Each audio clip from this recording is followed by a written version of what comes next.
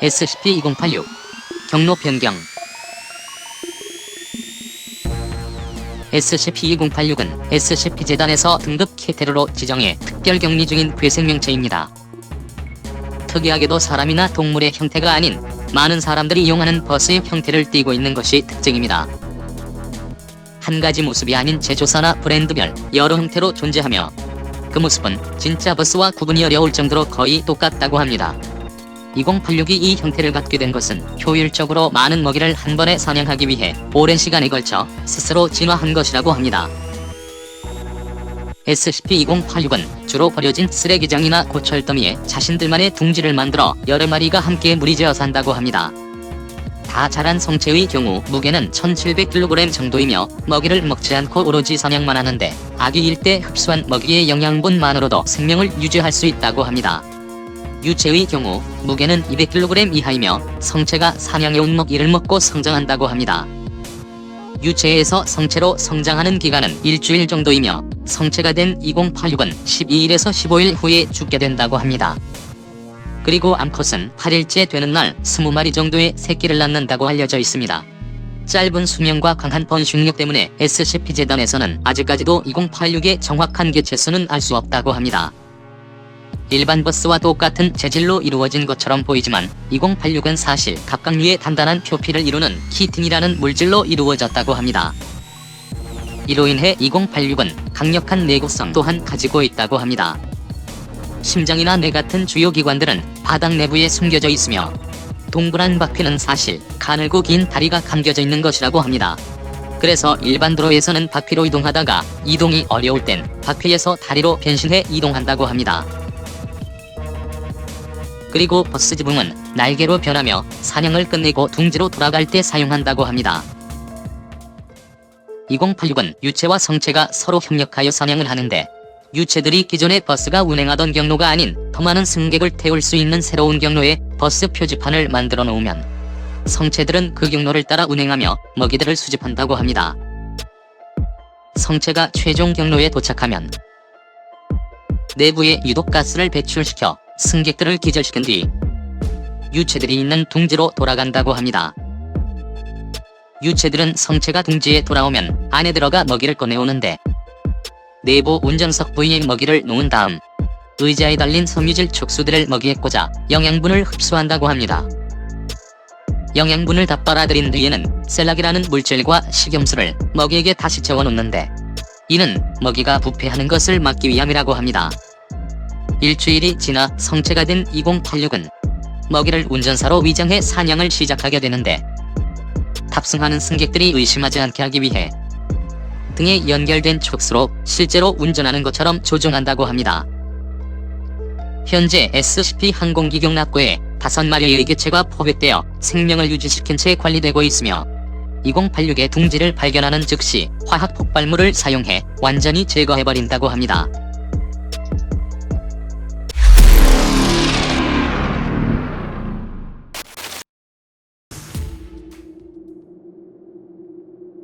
슬렌더맨. 1986년 미국 토마스 메리라는 사진작가가 놀이터에서 뛰어노는 아이들의 모습을 카메라에 담고 있었습니다. 토마스는 해맑은 표정으로 즐거워하는 아이들의 모습을 계속해서 카메라에 담았습니다.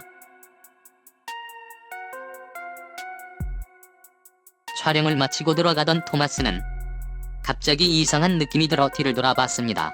그런데 놀이터에서 방금 전까지 놀던 14명의 아이들이 감쪽같이 사라져버린 것이었습니다. 뭔가 이상했던 토마스는 작업실에 가자마자 사진을 인화했습니다. 아이들이 찍힌 여러 장의 사진들 중 한 장에서 수상한 남자 한 명을 발견하게 됩니다. 나무 그늘 아래에서 뛰어노는 아이들을 지켜보고 있는 엄청나게 큰 키에 팔이 여러 개 달린 의문의 남자였습니다.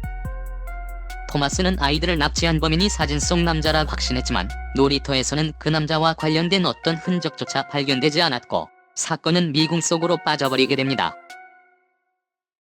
시간이 지나 2009년 빅터 서지라는 사람이 놀이터에서 사라진 14명의 아이들과 사진 속에 등장하는 의문의 남자에 대한 글을 인터넷에 올리게 됩니다. 글이 올라오자마자 많은 사람들은 이 의문의 남자에 대해 무척이나 놀라워했고 날씬함을 뜻하는 슬렌더와 남성을 뜻하는 맨을 합친 슬렌더맨이라는 이름으로 세상에 알려지기 시작합니다. 그리고 놀랍게도 슬렌더맨에 대한 목격담이 전 세계 이곳저곳에서 등장하기 시작했습니다. 한밤중 집에 돌아가던 길에 키가 엄청나게 큰 남자가 자신의 친구를 납치해 갔다는 목격담. 잠이 든 딸방에 어떤 남자가 들어와 팔을 길게 늘어뜨려 딸을 납치해 창문으로 도망쳤고, 창문 틈에는 검은색 양복 조각이 찢겨져 걸려 있었다는 목격담도 있었습니다. 또한 슬렌더맨이 등장하는 여러 장의 사진들이 계속해서 나왔고, 슬렌더맨의 외모와 능력에 대한 보다 구체적인 정보까지 알려지기 시작했습니다.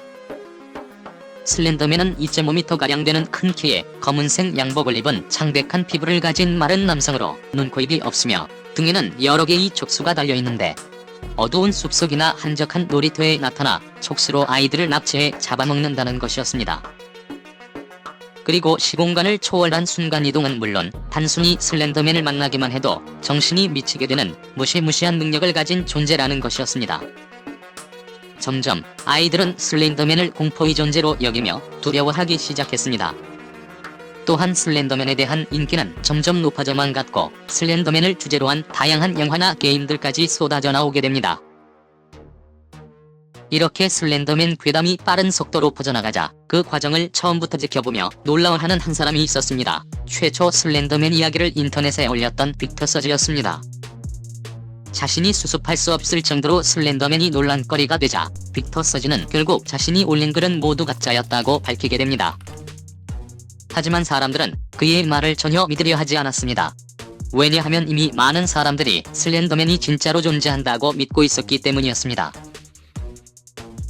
최초 이야기를 꺼낸 사람이 진실을 밝혔음에도 불구하고 슬렌더맨에 대한 목격담과 증거 사진들은 보란듯이 계속 늘어만 갔습니다.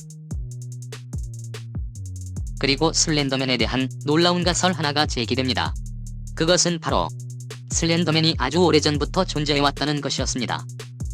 그리고 이것을 뒷받침하는 여러 개의 증거들까지 존재했는데, 슬렌더맨이 등장하는 벽화,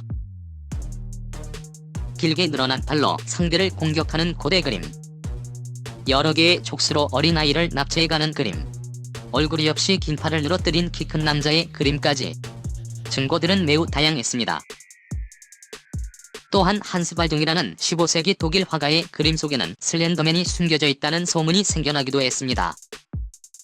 전문가들은 이 소문이 진짜인지 확인하기 위해 평범했던 그림에 X선을 투과시키자 그림 속 남자의 등에 달린 여러 개의 팔들이 나타나는 것이었습니다.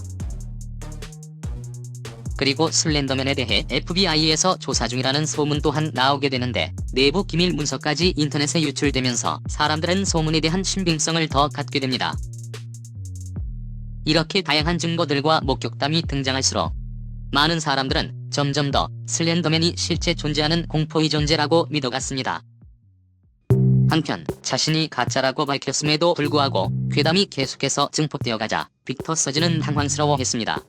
결국 슬렌더맨에 대해 연구하던 미하엘 셸레 박사를 찾아가 슬렌더맨 얘기는 자신이 지어낸 것이라고 털어놓게 됩니다. 미하엘 박사는 아마 사람들에게 당신의 이야기가 전부 거짓이라는 확실한 증거를 제시한다 해도 사람들은 쉽게 믿으려 하지 않을 것이라고 말했습니다. 왜냐하면 인간에게는 자신이 믿고 싶은 것만 믿는 성향이 있다고 했습니다.